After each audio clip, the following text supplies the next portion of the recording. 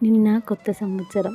పొద్దున్న లేచి సూర్యోదయాన్ని చూస్తుంటే ఓ ఆలోచన తట్టింది. న్యూ ఇయర్ అయినా మా ఆఫీస్లో ఎలాంటి హడావుడి ఉండదు.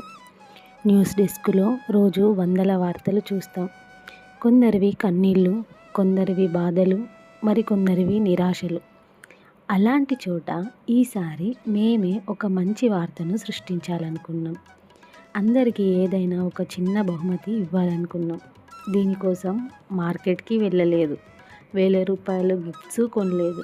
ఆన్లైన్ ఆర్డర్లు పెట్టలేదు. కేవలం కొన్ని ఖాళీ కార్డులు, ఒక పెన్ను, 2-3 గంటల సమయం. ప్రతి కార్డు మీద ఒక చిన్న కోట్, హ్యాపీ న్యూ ఇయర్ అంటూ విష్. 2-3 గంటలు అక్షరాల మధ్య మనసు పెట్టాం. హడావిడిగా లంచ్ చేసి మరీ వీటిని తయారు చేశాం. ప్రతి కార్డుని అమూల్యమైన ప్రేమతో నింపాం. దాదాపు 100కు పైగానే వీటిని సిద్ధం చేశాం. ఇవి ఎలా వర్కౌట్ అవుతుందో ఎలాంటి ఆలోచన లేదు. వాళ్ళు రాకముందే వాటిని డెస్క్ దగ్గర పెట్టేశాం. ఒకరు వచ్చారు, చూశారు, ఆగిపోయారు. మరో వ్యక్తి చిరునవ్వు నవ్వారు. ఇంకొకరు ఇది ఎవరు పెట్టారు అంటూ ఆరా తీశారు. మరికొందరు మేమే అని తెలుసుకొని వాట్సాప్ వేదికగా థ్యాంక్ యూ చెప్పారు.